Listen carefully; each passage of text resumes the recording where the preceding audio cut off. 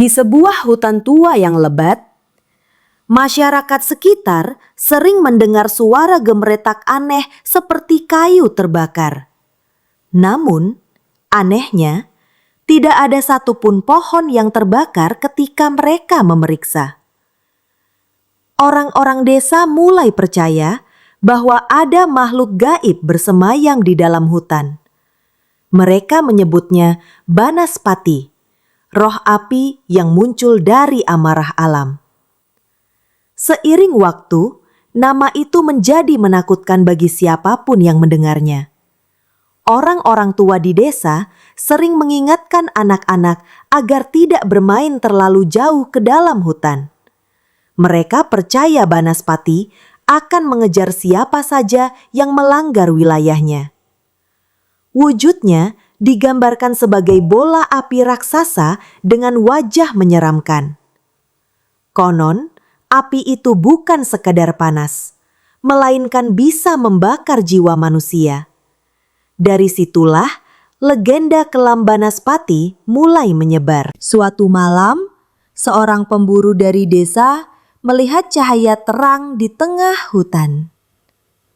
Awalnya, ia mengira itu hanya obor yang dibawa orang lain. Namun, cahaya itu bergerak dengan cepat, melayang tanpa arah, lalu mendekat padanya. Semakin dekat, cahaya itu berubah menjadi bola api besar dengan mata merah menyala. Pemburu itu lari ketakutan, meninggalkan busurnya di tanah. Ia bersumpah melihat sosok menyeramkan di balik api tersebut. Sejak kejadian itu, berita tentang penampakan Banaspati menyebar dengan cepat. Desa yang awalnya tentram kini diliputi rasa cemas. Orang-orang tak lagi berani berburu di malam hari. Legenda menyebutkan Banaspati bukanlah roh biasa, melainkan hasil kutukan. Dulu ada seorang dukun hitam yang tamak dan mengkhianati murid-muridnya demi kekuasaan. Ia mengorbankan nyawa orang desa untuk memperkuat ilmunya. Namun, kutukan para arwah yang dibunuh membuat jiwanya terbakar api abadi. Dukun itu akhirnya musnah, tapi api yang mengutuknya tak padam. Dari situlah lahir Banaspati, roh yang terikat pada hutan. Ia menjadi simbol pengkhianatan, keserakahan, dan kemarahan yang tak pernah padam. Maka siapapun yang masuk dengan niat buruk ke hutan akan menjadi mangsanya. Di desa itu, ada pantangan yang diturunkan turun-temurun. Jangan pernah menyalakan api unggun di dalam hutan malam hari. Api dianggap sebagai pemanggil Banaspati. Namun, sekelompok pemuda yang tak percaya legenda itu mencoba melanggarnya. Mereka masuk hutan sambil membawa obor. Saat tengah malam, terdengar suara desir angin yang berubah menjadi lolongan mengerikan. Obor mereka tiba-tiba padam. Lalu muncul cahaya lain yang jauh lebih terang. Banaspati muncul, melayang di atas mereka dengan api yang menyala-nyala. Pemuda-pemuda itu berlari sekuat tenaga, tapi hanya sebagian yang kembali ke desa. Sejak malam, pemuda-pemuda itu diteror, desa menjadi penuh ketakutan. Para orang tua semakin sering menyalakan dupa di setiap sudut rumah untuk menghalau roh jahat. Anak-anak dilarang keluar saat matahari terbenam. Bahkan suara jangkrik malam terdengar lebih menyeramkan dari biasanya. Para tetua desa berkumpul untuk mencari jalan keluar. Mereka percaya hanya orang dengan ilmu tinggi yang mampu menenangkan Banaspati. Sebuah upacara direncanakan untuk menenangkan roh api tersebut. Namun, tidak semua warga setuju karena takut ritual justru memancing amarahnya semakin besar. Ada seorang kakek tua bernama Ki Banyu yang dikenal bijaksana dan memahami alam. Ia pernah bertapa di dalam hutan selama puluhan tahun. Menurutnya, Banaspati hanyalah roh tersesat yang masih terikat pada amarah dunia. Jika dihadapi dengan tenang, ia bisa diredam. Ki Banyu menawarkan diri untuk memimpin upacara. Namun, ia meminta seluruh warga desa berjanji menjaga pantangan-pantangan lama. Sebab, tanpa kebersamaan, Banaspati akan semakin kuat. Walau banyak yang ragu, akhirnya para tetua desa setuju mengikuti saran Ki Banyu. Malam ritual pun tiba. Warga berkumpul di tepi hutan dengan dupa dan sesaji. Ki Banyu memimpin doa dengan suara lirih namun mantap. Hening malam berubah ketika tiba-tiba angin kencang bertiup, membuat api dupa bergetar liar. Dari dalam kegelapan, cahaya besar muncul perlahan. Banaspati menampakkan diri dengan wajah murka. Api di tubuhnya menjilat ke udara, membuat tanah bergetar. Warga gemetar ketakutan, namun Ki Banyu berdiri tegak dengan tenang, mencoba menyalurkan mantranya. Ki Banyu merapal doa-doa kuno dengan suara tegas. Ia menggambar simbol tanah dengan abu dupa di depannya. Api Banaspati yang semula membara perlahan mengecil, seperti tersedot oleh kekuatan gaib. Namun, makhluk itu tidak menghilang sepenuhnya. Warga yang menyaksikan menjadi yakin Banaspati memang bisa diredam, tapi tidak dimusnahkan. Setelah upacara berakhir, cahaya api itu kembali menyusup ke dalam hutan. Ki Banyu berpesan agar desa tidak lagi mengusik hutan dengan keserakahan. Sayangnya, pesan itu tak selalu ditaati. Beberapa tahun kemudian, desa mengalami masa paceklik. Lahan pertanian gagal panen, dan warga kelaparan. Sebagian orang mulai melupakan peringatan Ki Banyu. Mereka mencoba membuka hutan lebih dalam untuk mencari kayu dan hewan buruan. Ketika hutan ditebang, suara aneh kembali terdengar. Pohon-pohon roboh, tanah bergetar, dan api muncul dari balik kegelapan. Banaspati kembali bangkit, kali ini lebih murka daripada sebelumnya. Ia berlari melayang, mengejar para penebang dengan api yang membakar tanah yang dilaluinya. Banaspati membakar hutan dengan amarahnya. Api menjalar cepat, membuat langit malah memerah. Para penebang berteriak meminta tolong. Namun suara mereka tertelan oleh raungan api. Desa kembali diliputi ketakutan. Ki Banyu datang terlambat malam itu. Ia hanya bisa menenangkan warga agar tidak panik. Menurutnya, selama manusia masih serakah dan melanggar pantangan, Banaspati akan terus ada. Ia bukan sekedar roh, tapi juga simbol amarah alam yang tak pernah padam. Suatu malam, warga desa melihat cahaya aneh di sawah. Mereka mengira itu petani yang masih bekerja. Namun ketika didekati, ternyata bola api besar melayang pelan di atas padi.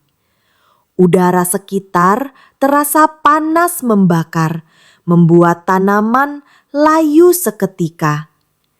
Warga berlarian kembali ke rumah, berteriak bahwa Banaspati sudah meninggalkan hutan.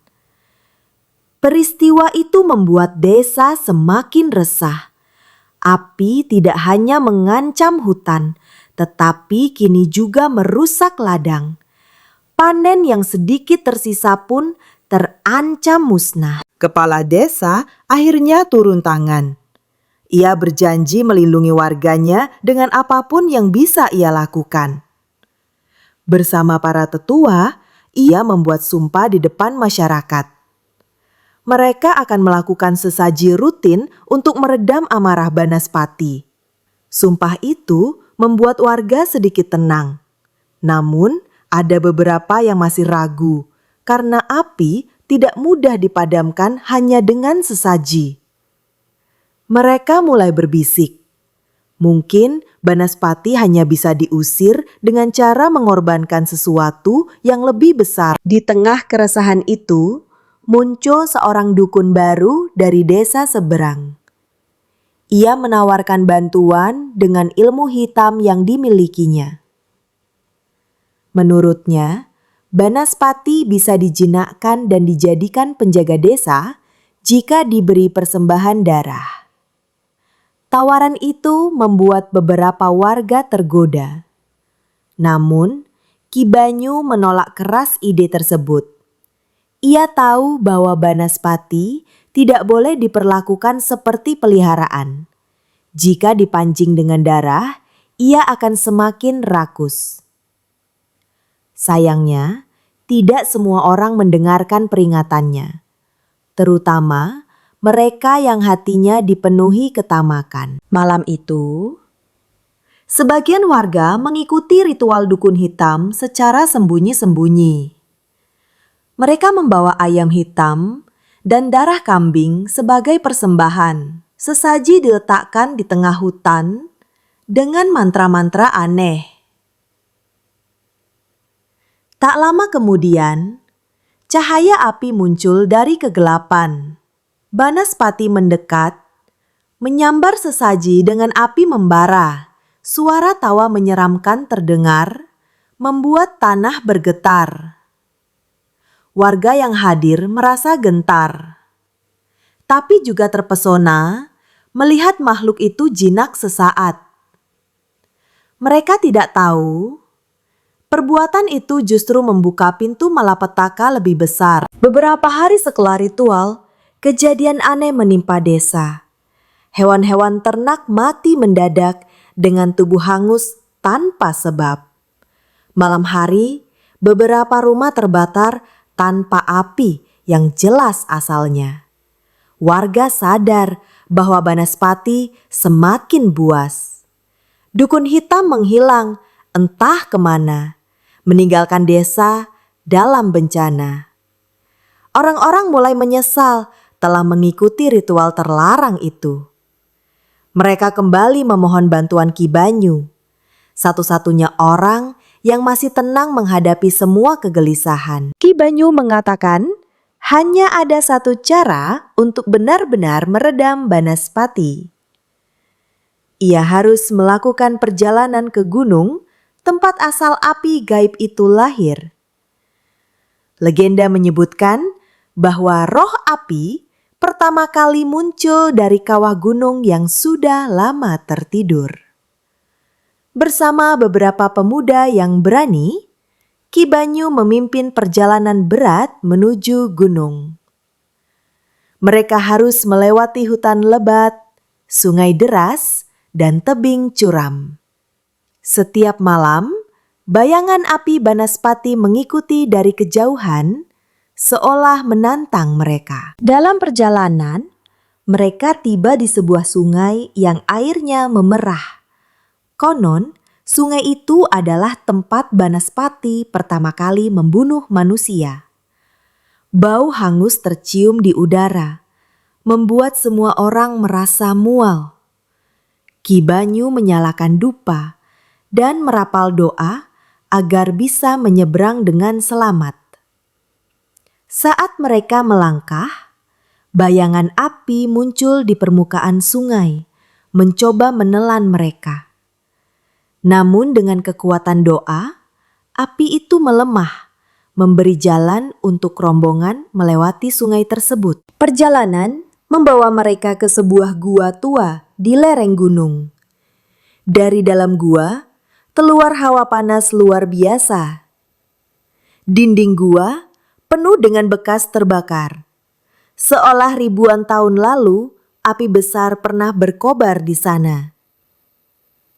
Ki Banyu tahu inilah tempat asal Banaspati. Ia meminta semua pemuda tetap di luar. Hanya dirinya yang masuk, membawa dupa dan kendi berisi air suci. Di dalam gua, suara raungan Banaspati terdengar menggema. Api berkobar di setiap sudut, menyambut kedatangan Ki Banyu dengan kemarahan. Banaspati muncul dalam wujud paling menyeramkan. Api membentuk wajah raksasa dengan gigi tajam berkilau. Ki Banyu tetap tenang. Ia menaburkan air suci sambil melantunkan doa penawar. Api itu berusaha menyerang, tapi setiap tetes air membuat nyalanya melemah. Pertarungan berlangsung lama, hingga keringat Ki Banyu bercucuran. Namun ia tidak menyerah. Dengan suara lantang, ia mengikat roh itu dengan mantra kuno. Banaspati meraung keras. Api tubuhnya berputar-putar sebelum akhirnya menyusut menjadi bara kecil. Akhirnya Ki Banyu berhasil memasukkan bara Banaspati ke dalam kendi suci. Api itu masih menyala, tapi tak lagi mengamuk. Ia membawanya keluar gua dengan wajah letih namun lega. Para pemuda menyambut dengan haru, percaya bahwa malapetaka sudah berakhir. Namun Ki Banyu memperingatkan, Banaspati hanya terikat, bukan musnah. Jika manusia kembali serakah dan melanggar pantangan, api itu akan bangkit lagi.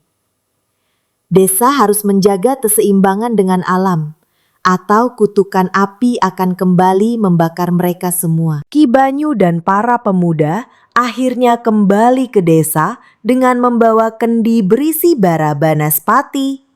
Warga menyambut mereka dengan gembira, seolah semua bencana sudah berakhir.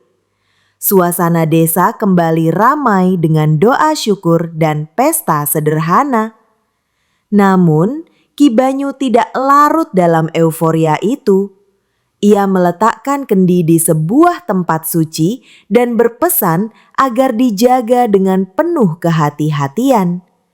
Api itu bukan benda biasa, melainkan roh yang bisa bangkit jika manusia lalai menjaga dirinya. Kepala desa menunjuk beberapa orang muda untuk menjadi penjaga kendi suci. Mereka harus bergantian berjaga setiap malam. Tugas itu dianggap sebagai kehormatan sekaligus beban besar karena api di dalam kendi terkadang bergetar seperti ingin keluar. Meski menakutkan, para penjaga tetap setia. Mereka menyadari bahwa jika lengah sedikit saja, Banaspati bisa kembali menghantui desa. Kehidupan pun berjalan lebih tertib, dengan pantangan-pantangan lama yang kembali dipatuhi masyarakat. Suatu malam, seorang penjaga mendengar suara lirih dari kendi. Suara itu terdengar seperti bisikan yang menjanjikan kekuatan besar. Semakin ia mendekat, semakin jelas suara itu memanggil namanya. Hatinya mulai goyah. Banaspati berusaha merayu manusia dengan janji kekuasaan dan kekayaan. Penjaga itu hampir membuka kendi, namun teringat pesan Ki Banyu. Dengan ketakutan, ia menjauh dan memohon perlindungan. Malam itu ia sadar godaan api jauh lebih berbahaya daripada wujudnya. Waktu terus berjalan, hingga Ki Banyu semakin tua. Suatu pagi, ia menghilang tanpa jejak. Warga percaya ia pergi untuk selamanya. menyatu dengan alam. Namun, sebelum menghilang, ia meninggalkan pesan tertulis. Jangan pernah biarkan api ini melihat cahaya langit. Pesan itu membuat warga semakin berhati-hati menjaga kendi. Meski begitu, ketiadaan Ki Banyu membuat desa kehilangan sosok penuntun. Mereka kini harus menghadapi ancaman Banaspati hanya dengan ingatan dan pesan yang diwariskan. Tahun berganti, para penjaga kendi digantikan oleh generasi baru. Anak-anak muda yang dulu hanya mendengar cerita, kini harus merasakan tanggung jawab itu.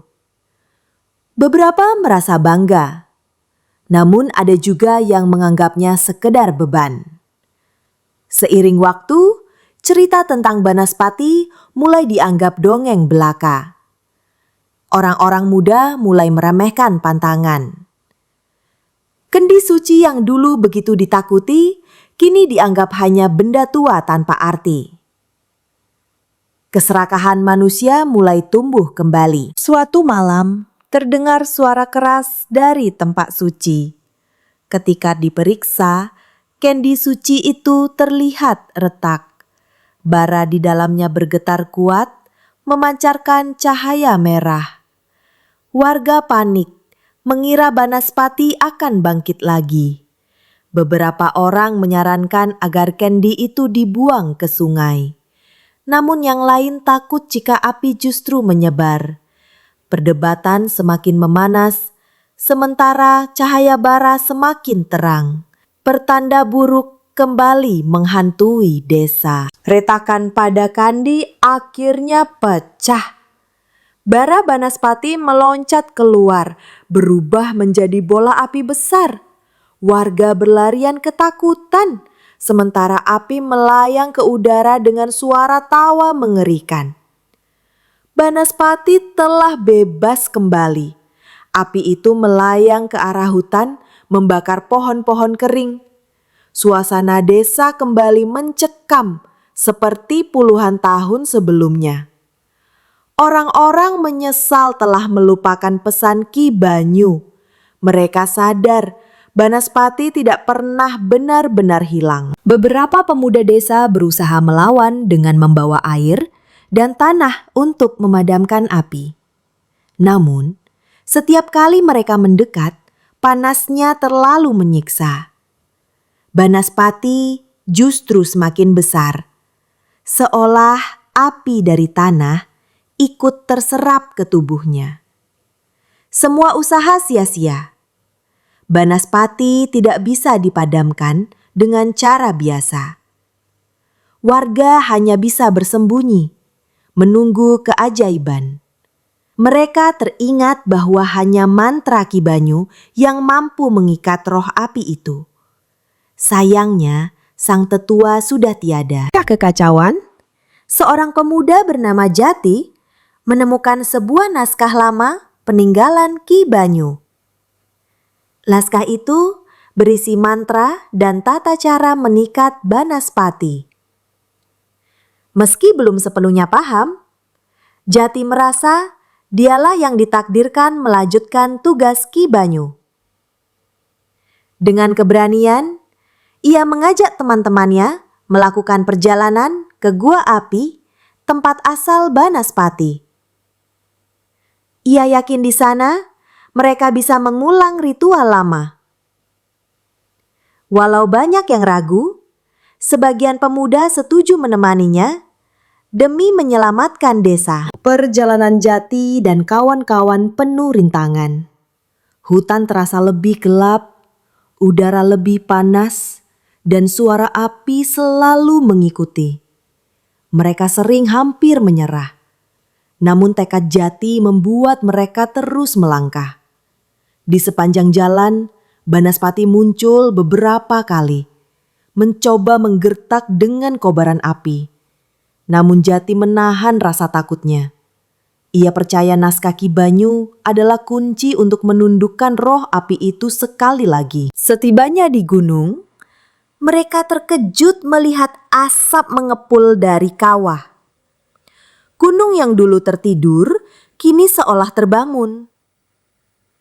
Banaspati berputar di atas kawah, menyerap kekuatan api bumi. Tubuhnya semakin besar dan menakutkan. Jati sadar, inilah puncak pertarungan. Ia membuka naskah, membaca mantra dengan suara lantang.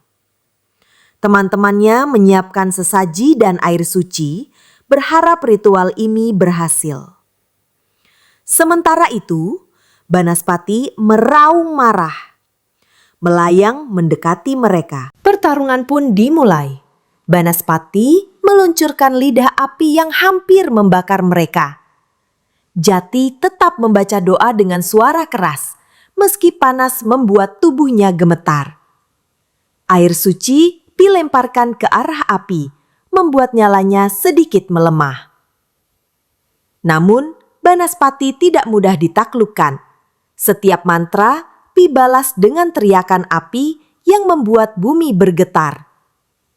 Jati berusaha fokus, mengingat pesan Ki Banyu dalam naskah. Jangan takut pada api, karena doa lebih terang dari nyala. Dalam pertarungan itu, salah satu teman Jati terbakar api Banaspati. Ia berteriak kesakitan sebelum akhirnya gugur.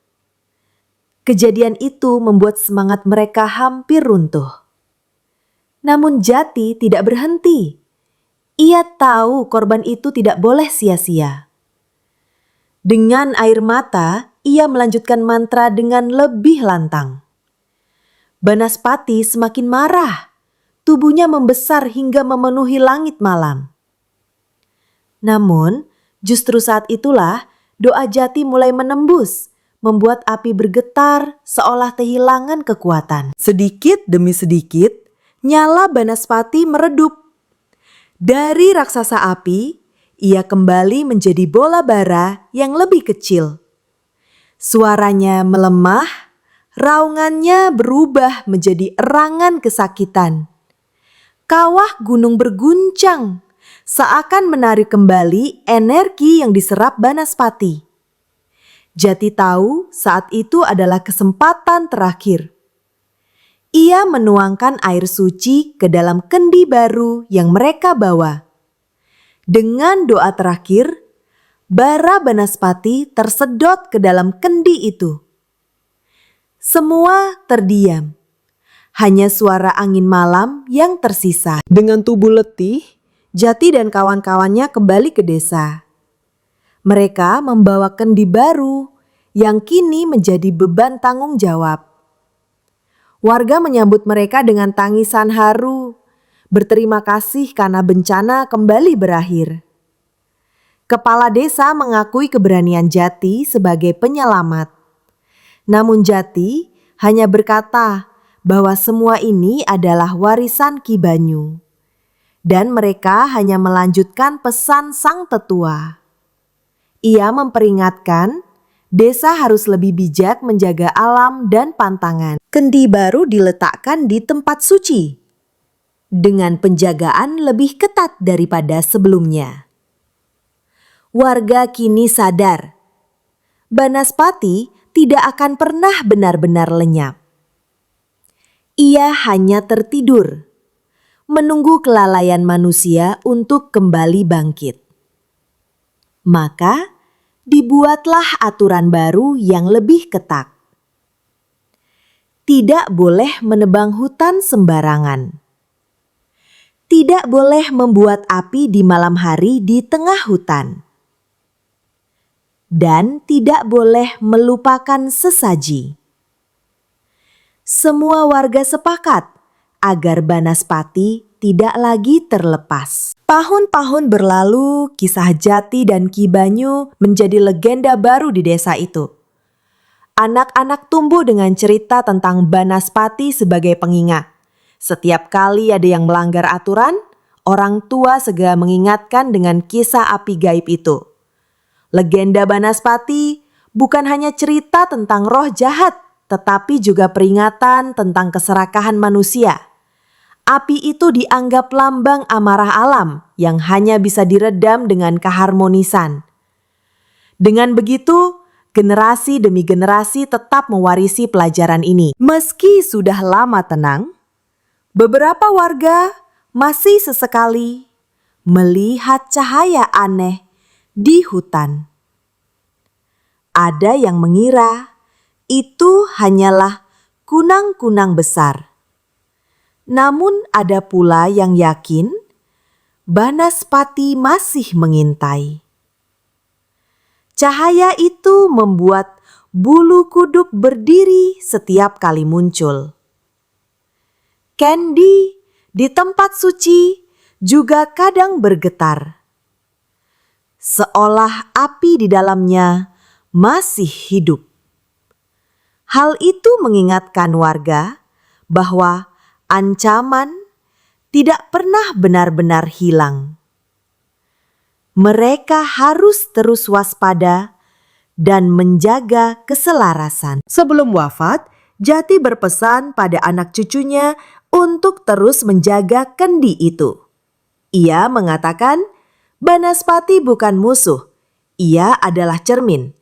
Jika manusia serakah, ia akan bangkit.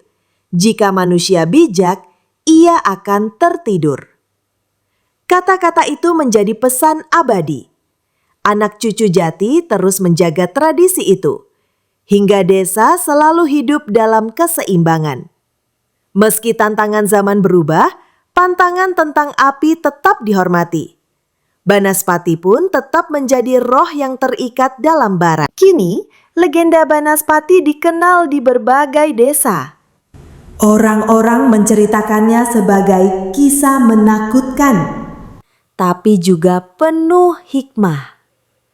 Banaspati bukan sekadar roh api, melainkan peringatan bahwa alam bisa murka jika manusia serakah.